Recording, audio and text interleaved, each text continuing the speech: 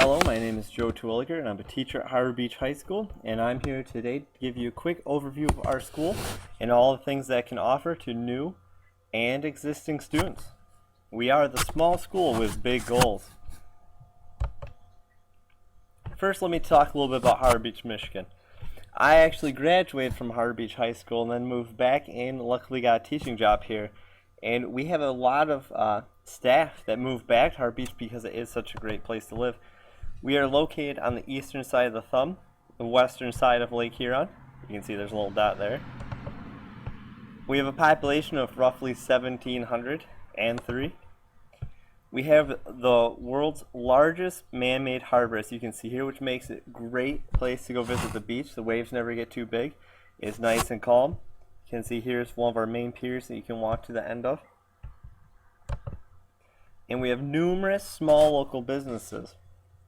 Probably 90% of all the businesses in Harbor Beach are locally owned. Family restaurants, family shops. Harbor Beach, now let me talk about the school. We have an enrollment in our high school currently of around 251. We have 10 highly qualified teachers on staff. In 2013, we had a 100% graduation rate, meaning that every single student who walked through our doors ended up getting a diploma. And we have an administrative team featuring our superintendent, Mr. Croswick, and this is our principal, Mr. Hugan, with over 40 years of experience in administration. And here's a picture of our cafetorium, which is our cafeteria and auditorium where our annual talent shows usually takes place. I'd also like to add, with our MEP scores last year, it ranked us 1K through 8 in the county, and we were number 2 in the county for high school scores, and only by a few points. The programs we offer at Harbor Beach are, well, we have AP classes, AP Calculus, AP Psychology, and AP Biology can be taken. And by AP, I meant advanced placement classes, which means that they're through the College Board, and they are in-house, and they can take a test at the end of it. And if they pass it, they can get college credit that is transferable across country. We have dual enrollment through Mid-Michigan Community College. If a student enters that, they will be going to the Huron Tech Center for half their day and taking classes through Mid-Michigan for college credit. We have college English offered in-house by our English teacher, Mrs. Teresa Hessling, who is part-time staff at St. Clair Community College, and that is a course that you take. There is no test at the end. You just get your college credit if you pass it. We also are starting this year CARE 102, which is a college course offered through Ferris State, which will be taught in-house and also be for college credit. And our Tech Center has over 12 career programs that the students can take, including Auto Tech, which through Auto Tech they can get some ASE certification. There's a nursing program, and cosmetology, and architecture, a building, and electrician. The electrician program, the students actually come out with their electrician certification, and there's many more. Now, with all these programs, all Michigan Merit Curriculum can be attained in-house. What I mean by that is Michigan Merit Curriculum are the graduation requirements for students stating what classes they need to take. If you'd like more information about that, contact our school or look at our brochure. No matter what path you choose, you're going to be able to get your Michigan Merit Curriculum done in the 4 years. Let's talk about PBIS, which is Positive Behavior and Interventions System. This is kind of our K through 12, our school's theory on behavior. We believe that positive expectations should be made instead of rules like you can't do this. Instead, it should be, your expectation is stand in line quietly. Your expectation is to walk to classes, as opposed to just saying don't run, don't cut in line. You're giving those positive expectations to start kids off on the right foot. We have this K-12, like I said before, and what it is if we see a student doing positive things, helping someone, improving their grades, they get pirate tickets, and these pirate tickets are either redeemable for prizes, or they can put them into drawings, where once a month we have assemblies.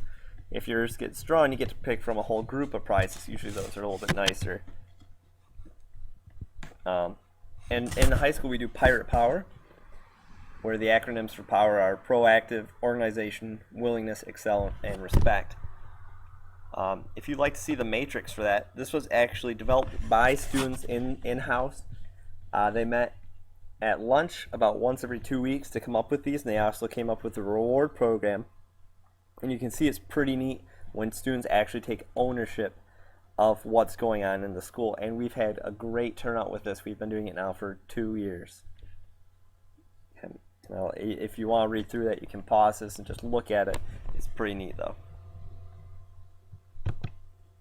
Let's talk about our extracurricular programs we have at Howard Beach.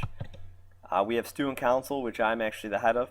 Student Council is in charge of our homecoming and coming home assemblies. We started a Powder Buff tournament, which is a boys volleyball, Powder Puff football, which is the girls' flag football game.